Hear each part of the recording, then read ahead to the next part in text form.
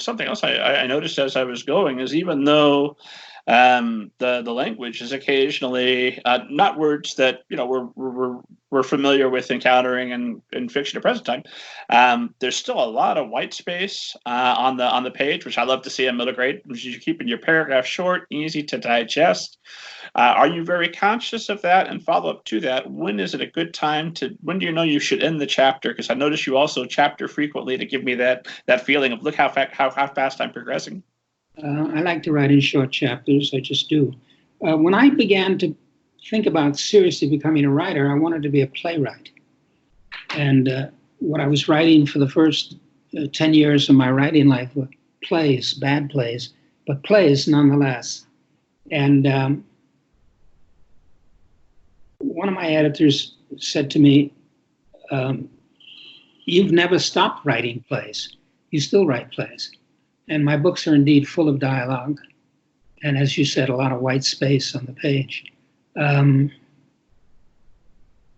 I think that playwriting really has influenced my writing style, if I have a style, in which there's a lot of dialogue.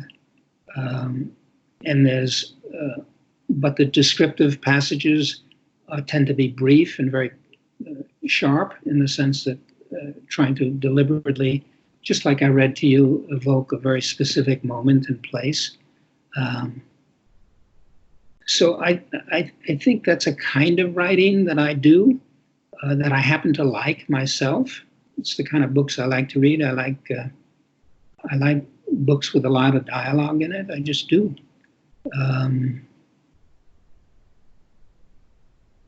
And the short chapters, when I was learning to be a bad playwright, there was a whole style of acting and theater that emphasized, in theatrical jargon, was called beats, B-E-A-T-S, the beats of the story.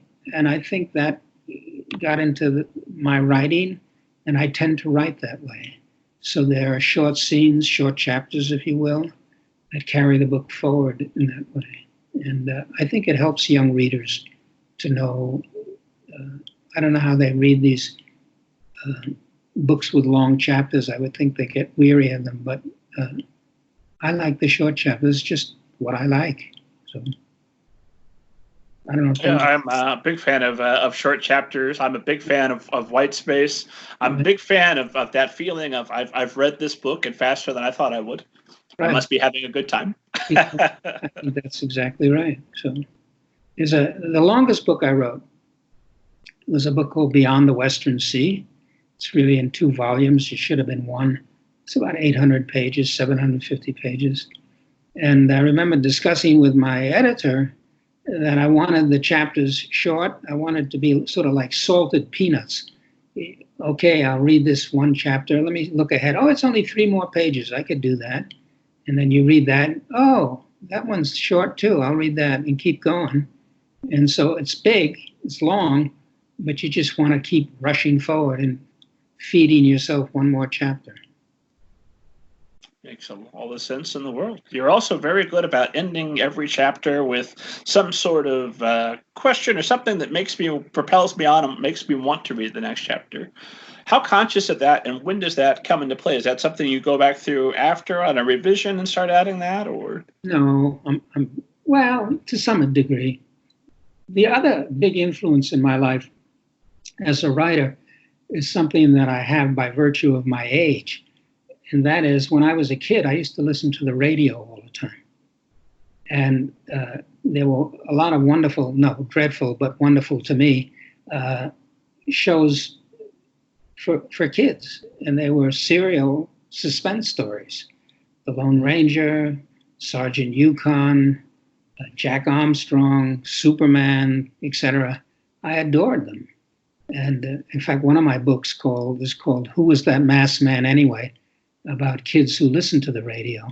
And anyway, the point is that, again, it was a style of storytelling that was suspenseful.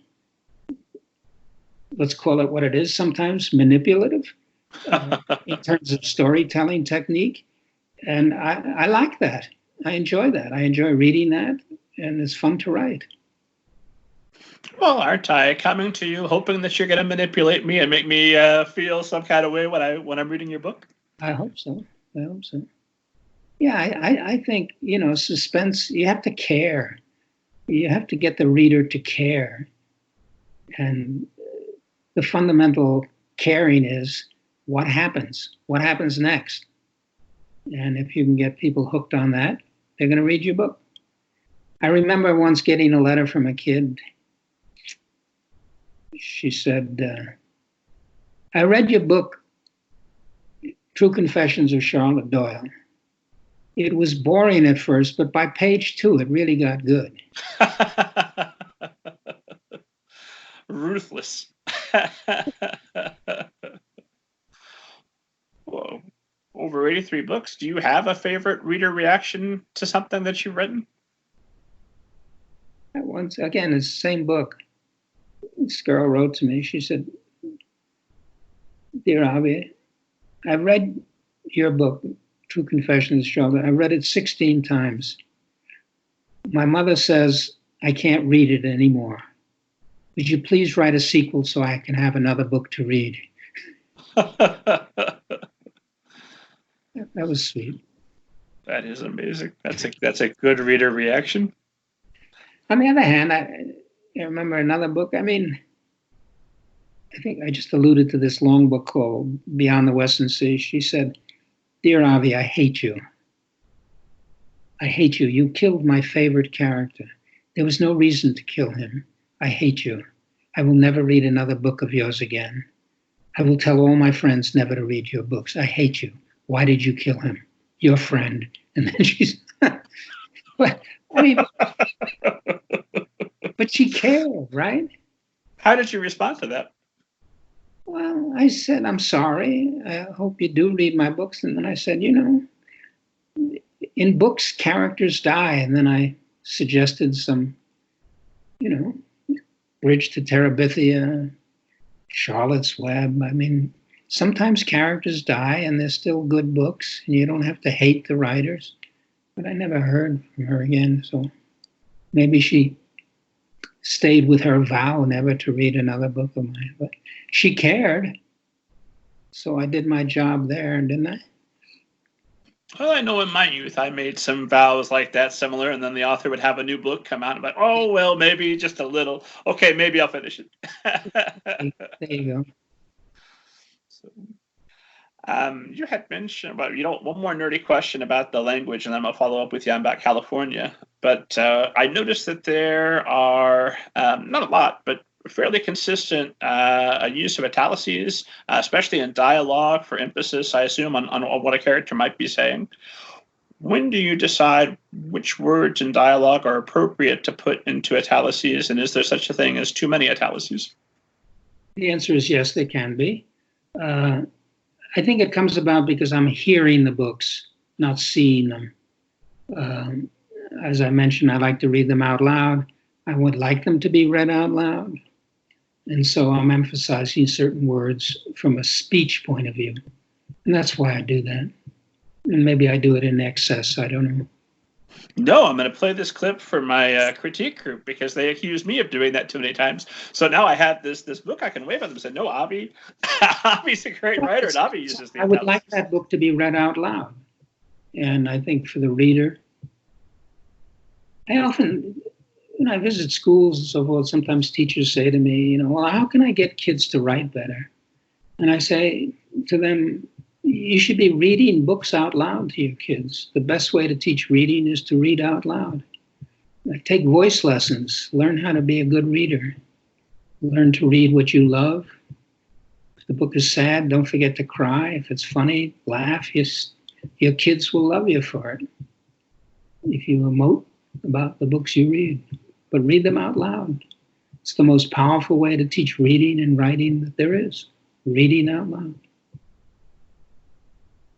I recently, earlier this year, started substitute teaching when I can, as often as I get there. And one of the things I'm always key to do is figure out where the teachers left me room, that we're going to sit down with the book, not mine, somebody else's book. Let's see how you react to this. did you hear it the way I hear it? How much is there for you? Right.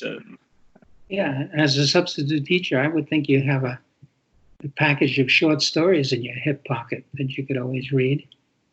I've always got at least 2 books on my person, so I can always whip something out and make sure that we're going to enjoy at least a part of it. Absolutely. Very powerful. Very powerful. Especially if it's a book that's done really well and I just didn't personally care for it. I'm like, what am I missing here? Show me. You laugh, you react, and then I'll understand. Mind you, not all good books are good books to read out loud. We could discuss that at some point, but and some poorer books are wonderful to read out loud. So you have to make a distinction. Anyway. Well, no, I think that might be instructive. What are the qualities of a book that isn't good to read out loud?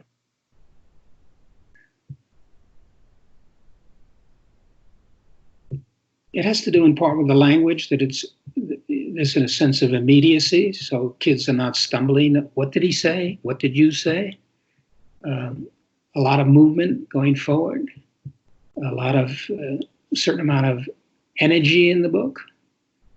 And if you have characters that have distinguishing ways of talking,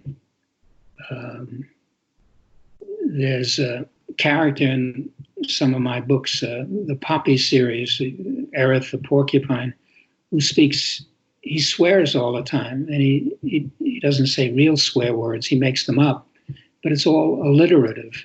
And kids love it because it's nonsense, but it's funny at the same time. And teachers tell me they love to read it out loud because the kids laugh. And that's good material to read out loud.